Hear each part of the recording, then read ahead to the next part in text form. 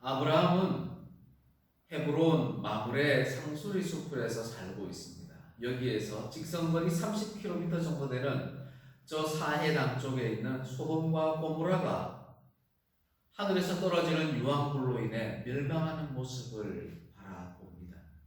저 멀리서 연기가 피어오르는 것을 봅니다. 이 사건 이후에 아브라함은 헤브론을 떠나 그랄 지역으로 이주를 합니다. 그랄 지역은 동남쪽에 있는 소돔성과는 반대편입니다. 서남쪽에 있는 지역입니다. 다시 말해서 헤브론을 기준으로 봤을 때는 소돔의 반대편으로 이주를 한 겁니다.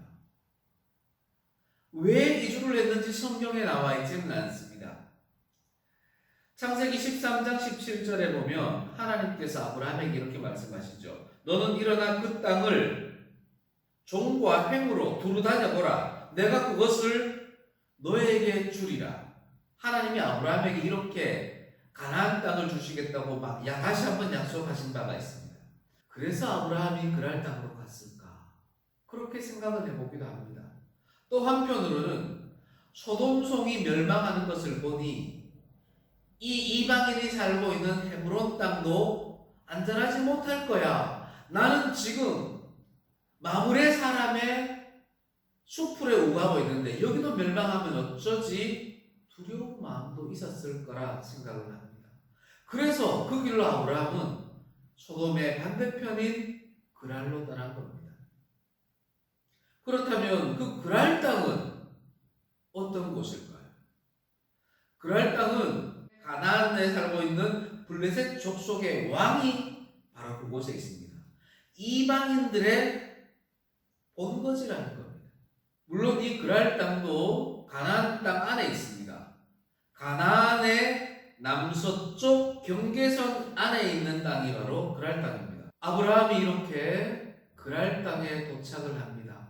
소돔성의 멸망을 보고 두려운 마음으로 이곳까지 왔는데 이곳에 와보니 또 그랄 사람들이 두려움의 대상이 됩니다. 아브라함은 자기의 아내를 빼앗기 위해 자기를 또 죽일 것이다 라는 또 다른 두려움에 휩싸이게 됩니다. 24년 전 애굽 땅에 들어갔을 때도 아브라함은 자기 아내를 누이라 속였던 일이 있습니다. 그런 똑같은 어리석은 일을 지금 이 그랄 땅에서도 아브라함은 똑같이 행하고 있는 겁니다. 자기의 생명을 잃을까봐 두려워서 자기 아내를 누이라고 사람들에게 알리는 겁니다. 아브라함의 나이가 99세입니다. 아내 사라의 나이가 89세입니다. 아내 사라가 아리따워서 취하겠다 그런 게 아닙니다. 그 지역을 통치하는 그랄 왕 아비멜렉의 입장에서는 어떠하겠습니까? 새로운 한 공동체가 한 집단이 그랄로 이주를 해왔는데 그 세력이 만만치 않습니다. 많은 가축들을 가지고 있습니다. 많은 종들을 가지고 들어왔습니다. 그뿐만이 아닙니다. 많은 정예 병사들을 이끌고 들어왔습니다.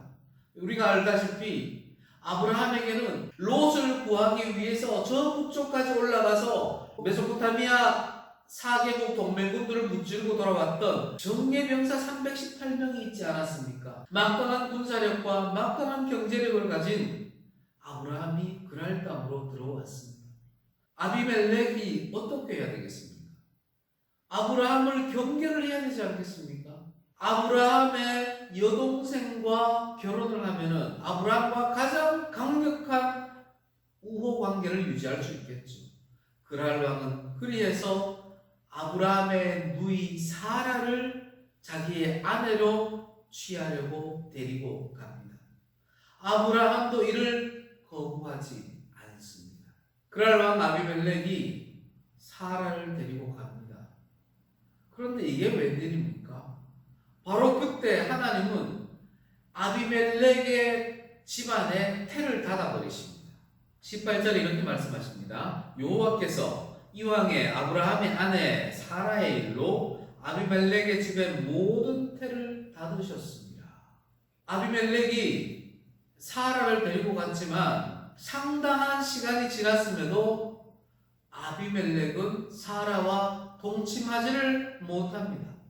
아비멜렉 가문의 여자들에게는 태를 닫아버렸고 아비멜렉에게는 동침하지 못하는 남자로서의 생식 기능을 막아버립니다.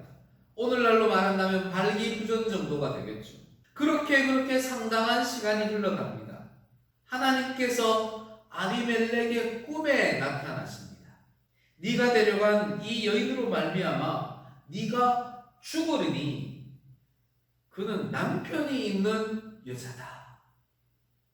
아비멜렉이 깜짝 놀랍니다.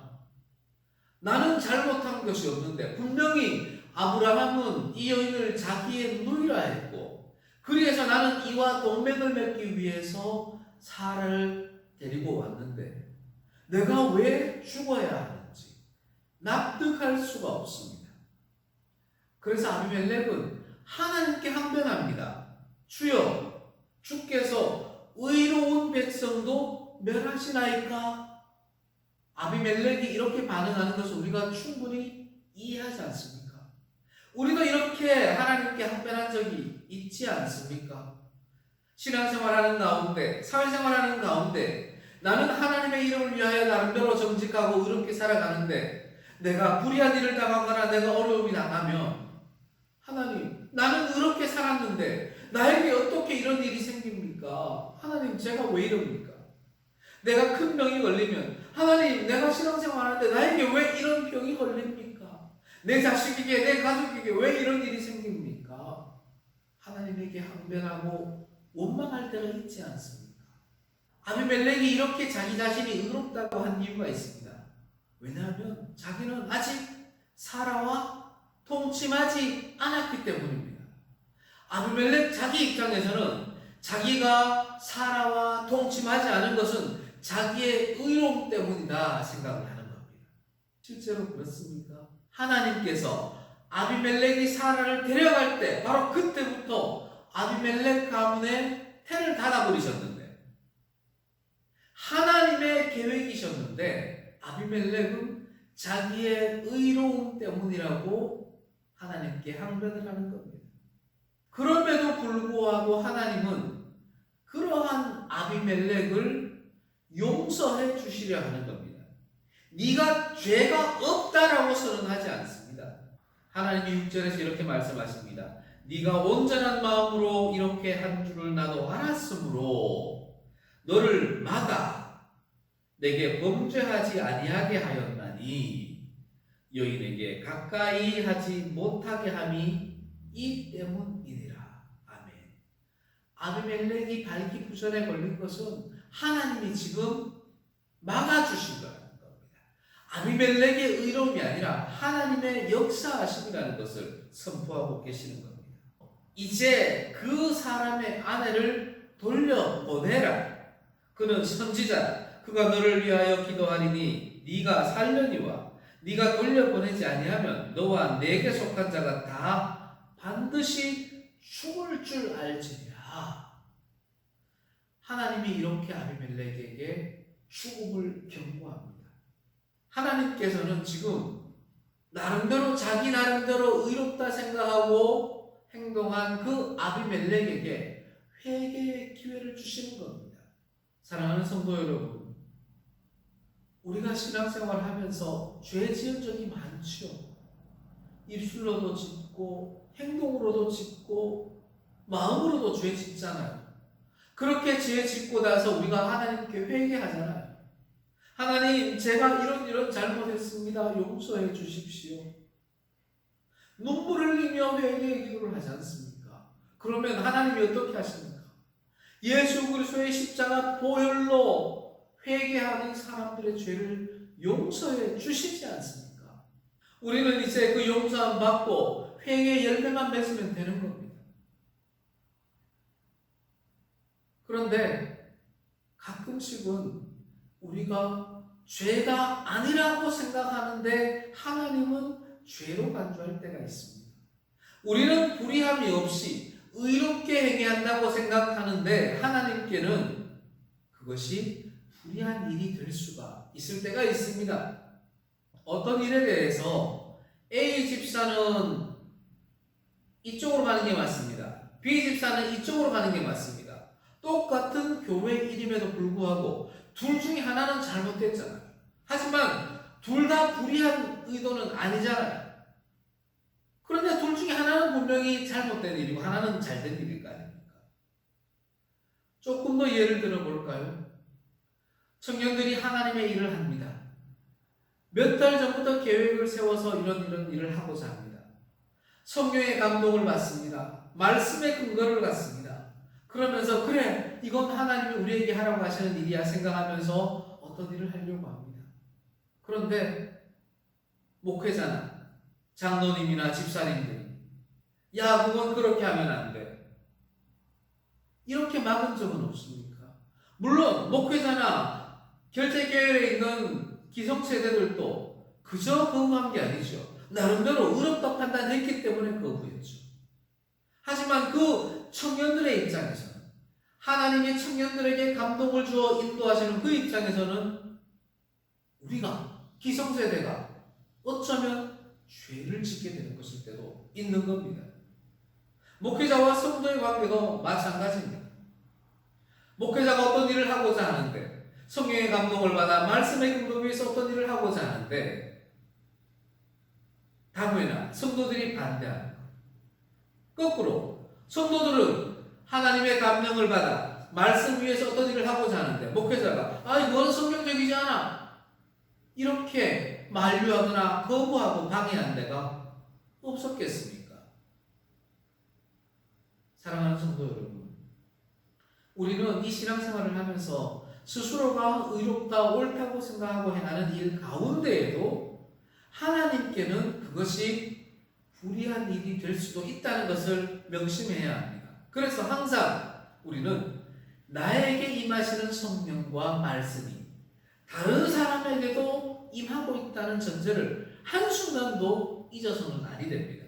그래서 성경 전체적으로 보고 무엇이 옳은가, 무엇이 더 옳은가를 날마다 분별할 수 있는 힘을 길러야 합니다. 하나님을 몰랐던 이 아비멜렉은 하나님의 이 말씀을 받아들입니다. 자기 자신은 불의함 없이 행한 일이기 때문에 끝까지 항변할 수도 있겠지만 아비멜렉은 꿈에서 현몽하신 하나님의 그 말씀을 받아들이고 순종합니다. 이제 그의 아내를 돌려보냅니다. 자기가 불의하지 않게 행함으로 얻었던 사라였지만 하나님의 말씀에 순종하여 그 사라를 아브라함에게 돌려보냅니다. 그저 돌려보내는 것도 아니고 소와 양과 종들을 딸려서 보냅니다. 아브라함에게 재물을 주는 겁니다. 사라에게는 은천개를 주면서 나의 잘못을 잊어달라고 합의금으로 줍니다. 아비멜렉이 잘못한 게 뭐가 있겠습니까? 하지만 그는 자기의 의롭다 생각했던 것을 다 내려놓고 오직 하나님의 그 말씀에 의지해서 자기 자신을 포기한 겁니다. 사랑하는 성도 여러분, 하나님께서는 우리에게 말씀하십니다.